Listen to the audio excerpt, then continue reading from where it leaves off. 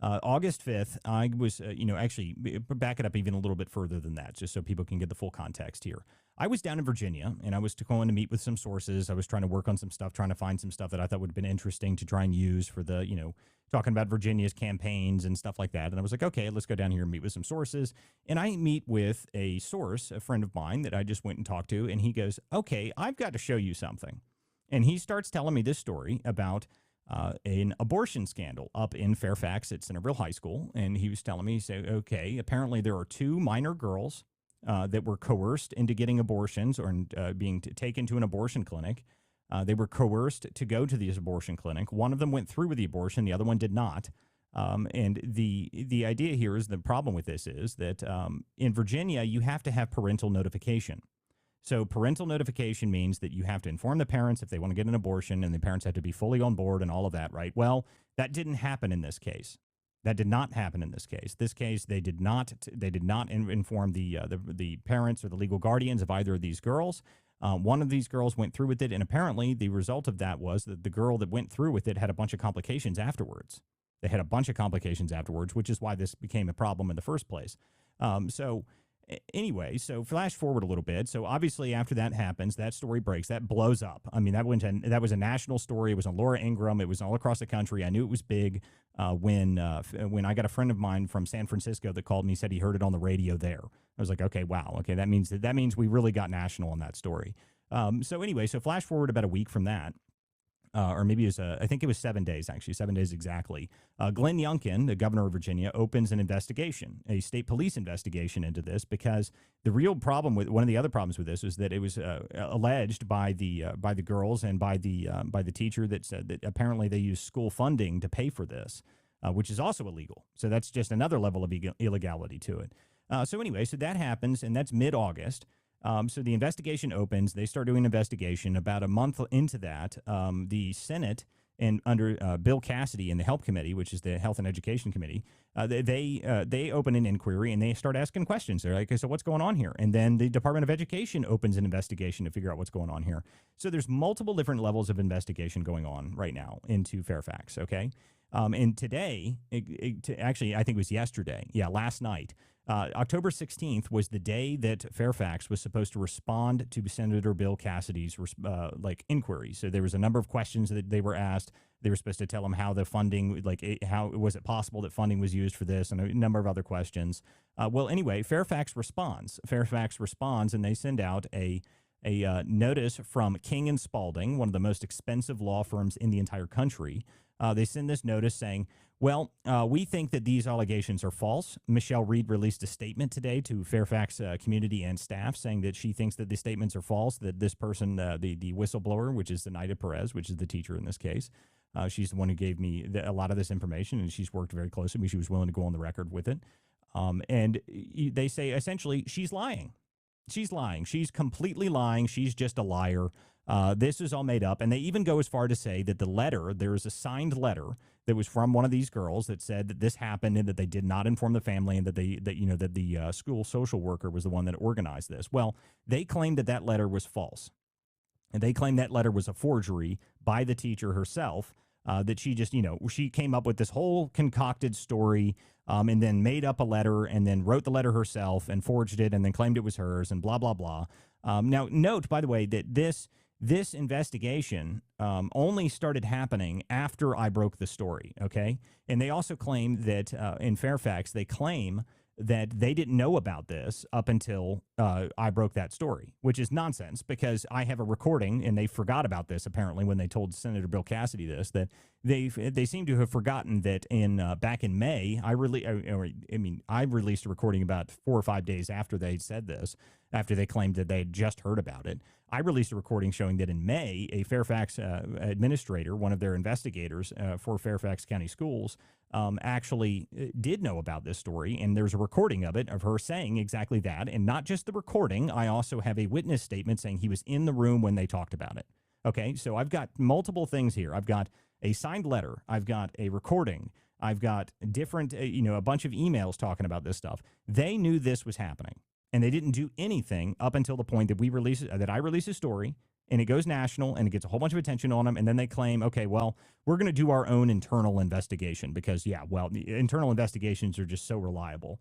Everyone knows that when you hire a $1 billion law firm to represent you, that they're going to do a very fair and honest investigation. So shockingly enough, the law firm that they hired says that their client didn't do nothing. They did nothing, guys. They didn't do nothing wrong. They did nothing, guys. They are innocent.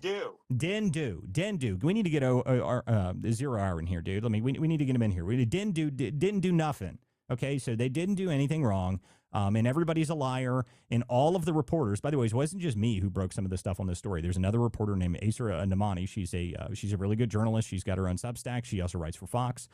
She released another a set of recordings saying that she was telling the school about this 7 different times, that the whistleblower had told the school about this 7 different times, and she was ignored every time. So it wasn't just me talking about this. So anyway, in this report that they sent to sent in response to they released their findings, their super duper powerful didn't do investigation where they definitely didn't do nothing wrong. They released that, and they call out all of the journalists, including the whistleblower and me and Asra Nomani and everybody else that talked about this story, claiming, well, we're just liars.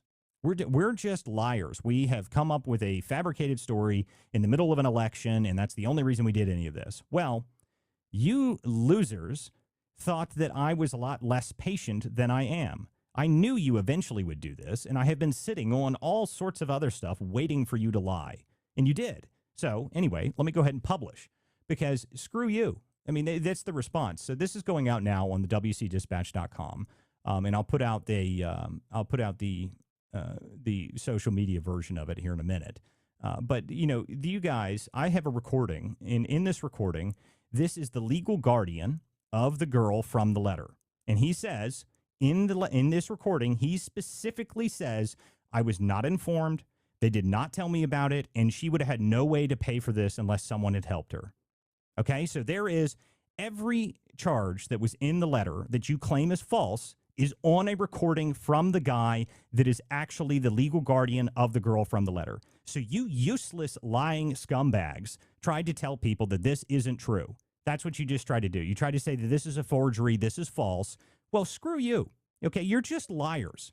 Okay, and you think that people are scared of you because you've got big law firms to represent you. Well, I'm not scared of you at all. I think you guys are just scumbags, and you deserve it. You deserve to be called out for it. You deserve for people to show that you guys are just, all you do is come up with a massive law firm and try and scare people and intimidate witnesses and intimidate everybody else. I don't care. Okay? I don't care if you think you're going to intimidate people. Okay? Because what you've been doing for the past week or so, or actually it's been probably about 2 weeks now, I've been getting messages from these same teachers that were involved in this saying that they've been getting all kinds of emails and all kinds of threats from these people saying, oh, my goodness, you guys need to stop talking to the media. That's one of the emails, by the way, says stop talking to the media. You're not allowed to do that. And they keep sending, these are my favorite, of the emails that they've sent, these are my favorite. They always include, by the way, this is a confidential email. It's attorney-client privilege email. You can't share the contents of this email. Well, that's not how that works, actually.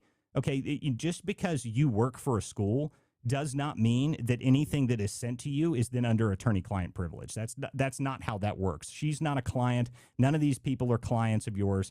You're just lying to people. Okay, you're trying to intimidate witnesses. And further than that, there's also new evidence. There's other recordings just here recently of you guys going in there and forcing the whistleblower into meetings and then demanding a whole bunch of answers to questions that are directly related to the investigation. So I fail to see how that's not obstruction. Okay, I don't see how it's not obstruction. I put a tweet out a couple days ago talking about that. But, they then come out with this giant report saying everything's a lie and it's all nonsense. It's not true. Well, okay, you can listen to the tape. Listen to the tape. To listen to the guy that is the legal guardian of the person from the letter, of the girl from the letter, who was coerced into getting an abortion, and listen to him talk about how he was terrified because his girl that he was supposed to take care of showed back up after 10 days after she told him that they found out that she was pregnant. 10 days later, she suddenly comes home and she's bleeding everywhere. She's upset. She's vomiting. She's having all kinds of problems. You scumbags didn't go talk to him. That's the problem.